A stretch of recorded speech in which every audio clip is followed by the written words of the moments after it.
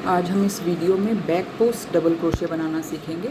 तो उसके लिए पहले से ही मैंने पिछली रो में नॉर्मल डबल क्रोशे बना लिए हैं। अब चेन 3 1 2 3 और इसको पलट लेना है। पहली वाली जो ये पोस्ट है, ये जो सारी आपको ये खड़ी सिलाई दिख रही है वो पोस्ट कहलाती है। तो पहली वाली पोस्ट में तो हमने नहीं बनाना है क्योंकि हमने इसके नॉर्मल इसमें डबल क्रोशे बनाना है। नेक्स्ट पोस्ट के लिए हमने धागा लपेटना है और क्रोशे को पीछे की तरफ से सामने लाना है, फिर दोबारा से पीछे ले जाना है।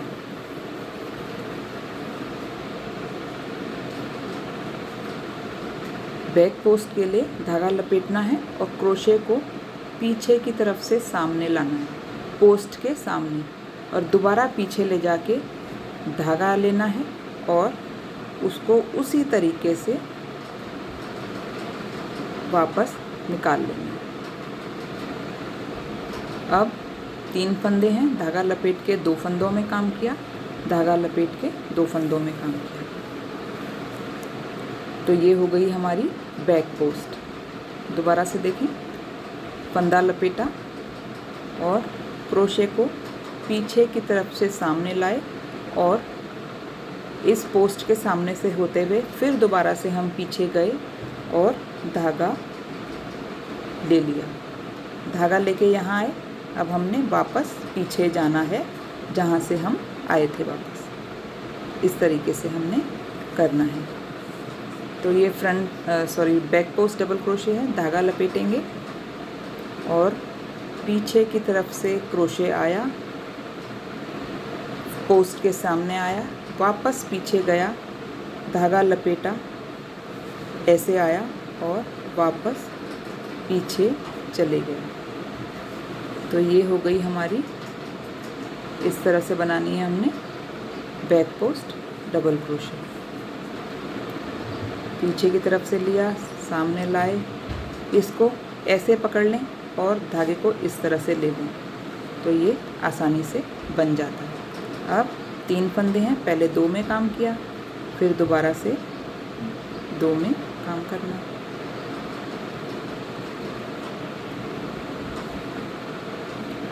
धागा लपेटा, पीछे की तरफ से, इसके पीछे से, पोस्ट के पीछे से डाला और वापस उसको पीछे की तरफ ले गए और धागा हमने खींच लेना है और ये सामने से ऐसे 2 फंदों में, फिर 2 फंदों में, इस तरीके से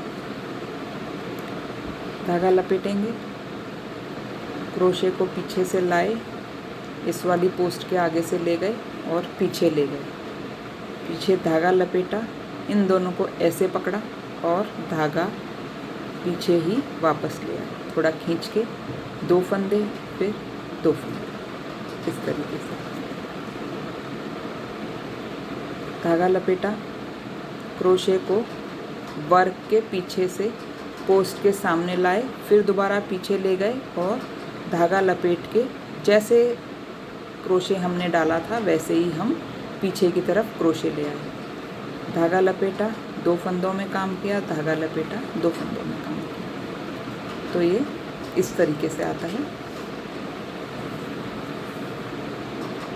धागा लपेटा, क्रोशे को पीछे की तरफ से ले गए हैं, सामने लाए, दोबारा पीछे ले गए, वर्क को मोड़ा और धागा खींच लिया।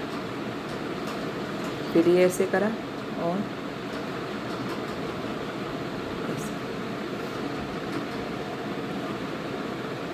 अगला वर्क को डबल किया और इसको ऐसे पीछे ले आए।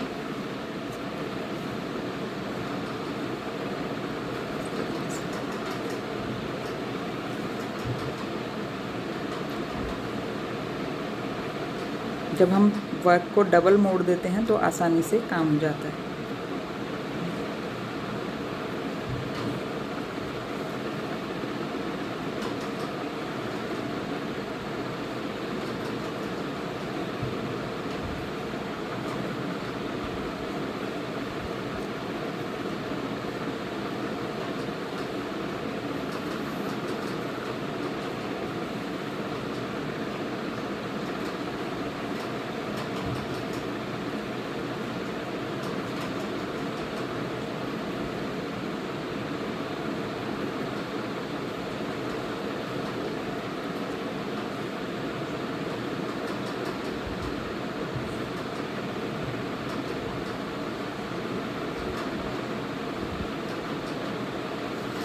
तो ये इस तरीके से आता है।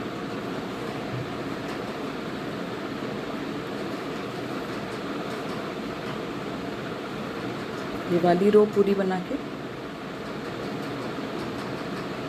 सेकेंड रो इसमें भी वैसे ही करनी होती है जैसे हमने फ्रंट पोस्ट डबल क्रोशे में करी थी।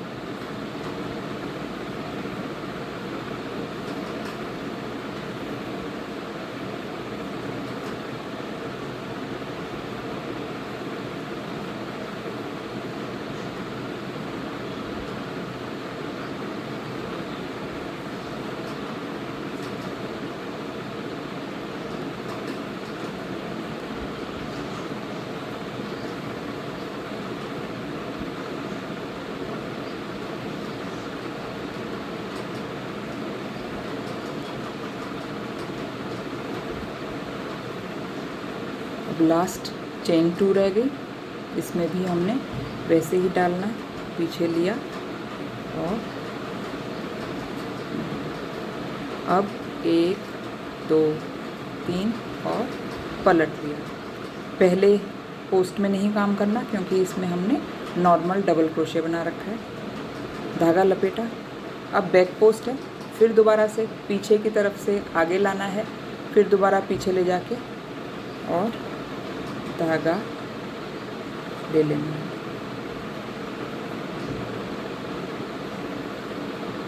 इस तरीके से ये रो भी इसी तरीके से कंप्लीट करनी है। धागा लपेट के वर्क के पीछे से अराउंड द पोस्ट पीछे से धागा लिया और इसको वैसे ही वापस ले आए जैसा ले गए थे। वर्क के पीछे से पोस्ट के सामने से होते हुए धागा लपेटेंगे और इसको ऐसे ले आएंगे। हर बार खींचना ज़रूरी होता है। तो इस तरीके से हम बनाते हैं बैक पोस्ट डबल क्रोशे।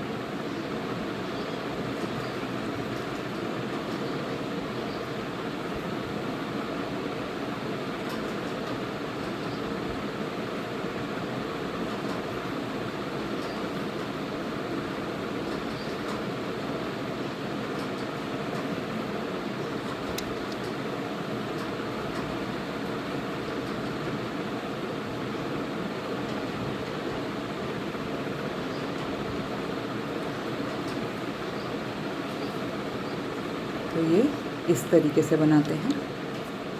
सामने की तरफ से ये ऐसे आता है और पीछे की तरफ से ऐसे आता है। आशा ये वीडियो आपको पसंद आया होगा। अगर पसंद आया तो लाइक शेयर सब्सक्राइब ज़रूर करिएगा।